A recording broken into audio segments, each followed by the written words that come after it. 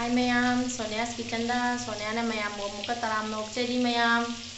Mayam ay huji chak thongi. Ado ngasidi khajing achobodo adu thongge tawjari. Khajing do chawri. Ado magi cover do lauthoe adu semdoe. Ado ay dudi mayam luchaba ngamaudare. Huji adu thongge tawri jamjang na shortcut matamda do mayam yengminasi khajing achobodo khoi siga toina phangde marak phangi.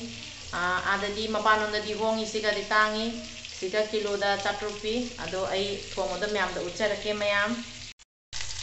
siga jengbiyo mayam aina khajing achobodo siga tauthoe ahambada jengbu achobo khajing ni sen makhai amani se mayam ko siga di ngai ta phangde ado ngasi thoambaduga aina ngasi leijarakpani si phajana aina samdhoga tauthoe si amana matum mama akoi nga matum mama ga chawba mane mayam jengbiu khabai siga jeng khabai siga ama khak lorok pada khabai se thandai tawriya bako mayam si khabai se achauba khabai ni nga matum mama ga chap manadra se asmaina ni mayam siga lere khajing achauba ni mayam do ai si jamjang na shortcut ta thongani do jengbiu mayam chabadu hauba do thongbasu kamai thonge do ucharake asagi thau lemhobo do thau katanga hapsage mayam thau katanga hapsare thau se ai khang se chawbani na thau se likpa male do horen jengbiu ai tilo happa kanda thau se jambani aduga mai hapsage na se ising sanjari ainu umro hinge mai manakta jaitho thambani mayam ado mayam nuksibiduna channel se mayam na support to biramo mayam fazana saure huji ai muthalage hoin mahi apada asina jangna su mulli hauso hauri asina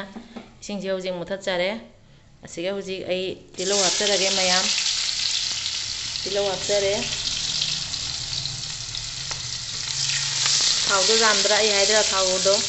khangse jemu mayam siga si hapchare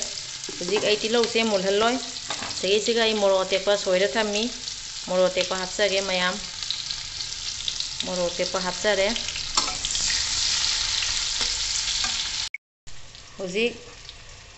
asai akhoi nga marum ngauraga akhoi thau marum ngauraga thau da saudra ne gijerumgi marum ka ngauraga adamaina thau se khajing ngauda adamai tawje khamen simbi khara hapsan jare mayam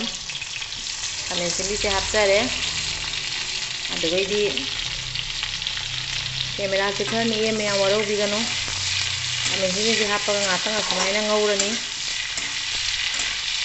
e aina hapta doise e ucharake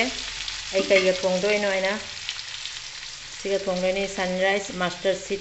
ado kaino do hangam maru ga thongdoini mayam sunrise hojegen sikka thachare ado hangam maru se ai ising da khara nairani hangam maru mi kyam jamba dui matung ina ai hangam maru khara siga hapsare ising da hangam maru se siga hapsare ade asing hangora se tilhoga khamen simbiga moro tekpaga aina ngauja khare hangam maru se dingoba jade ngoba di khara kani samai thongadi ambu kharoi haugani hinjang disu ado asi hangam maru do smaina milaire ado di siga aina huji jangan katang hapsage doi morok asuba katanga asiga huji ai morok asuba khara hapsage aduga gidi jangan jam hapsaroi jangan khara hapsare ado asi ngatang otlani singa otle do otlaga siga asai ina mix tawna thamgiba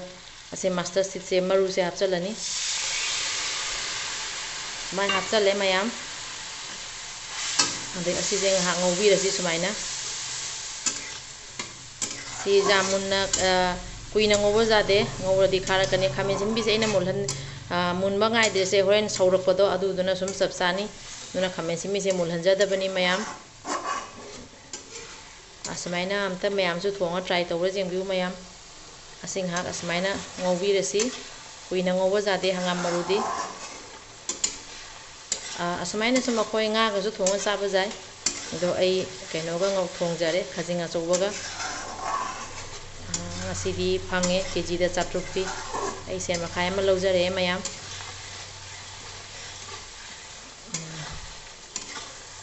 अदो सुमाइना ngahang औबीरेसि को मयाम अदो मयामना नुसिबिदुना अई channel सिबु मयाम subscribe तौबिरमो support तौबिरमो लाइक शेयर तौबा काउबिगनु मयाम हेंजांग सि कलर सि जेंबिउ मयाम फजद्रा हजी असी मुलाए येऊ थाव जेंजे खरा थोकलैसे सि जारानी थाव थोइसु उब्रा मयाम असमाय थाव थोकलादि हेंजांग मई यापा जाराबनि ngौबा ओइसु मसला ngौदी असि मतांगदा ओइदि जारे हजी ए सेसिगा मही असाई साहना थंबा महीदो अदु हापचरगे कलर सिसु फजरे हजी ए असाई साहन थंबा हेंजांगदो हापचरगे सॉरी महीदो से साहन थंगियो महीनी सि हापचरे अदुबगिदि सि सौरागा असागी खजिंग ngौरा थंबदा दु हापचरनी मयाम मयाम समदा ट्राई तौबिरे जेंबिउ मयाम इसिंग असाबना हापनिना जांगना सौरकनी मयाम फजना सौरए सिसे होजे ए थुम हापचरगे असाई थुम हापौदे मयाम थुम हापचरगे सेसिगा सिगा थुम हापचरे अदुबगिदि ngahak फजना ओटपिरसि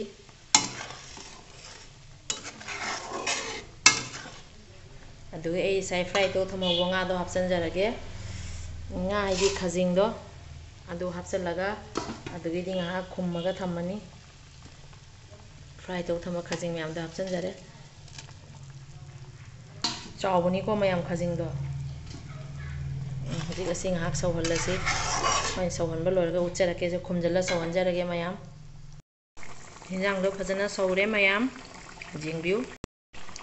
मयाम हिंजांगजे फजना सौरे खजिंग हिंजे nga मतुंग जो चप मानदरा चावरिसे दो हिंजांगजे फजना सौरे मयाम खामिन सिंबि सिंगदुसु जेंगु लोइना कायरे असाइना खामिन सिंबि हाप मपुम ओइना हापखिबदो माने तोइहनदबदो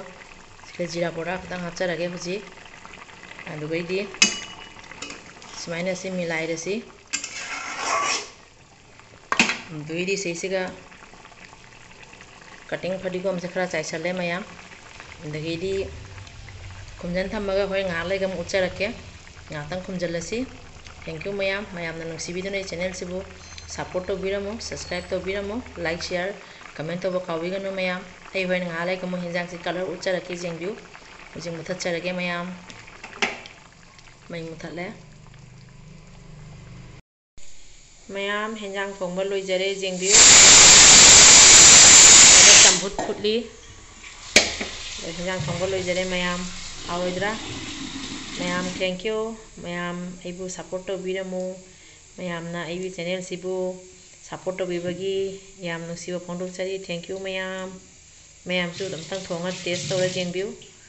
दो मयाम लोइसनजरेगे मतंग सिगा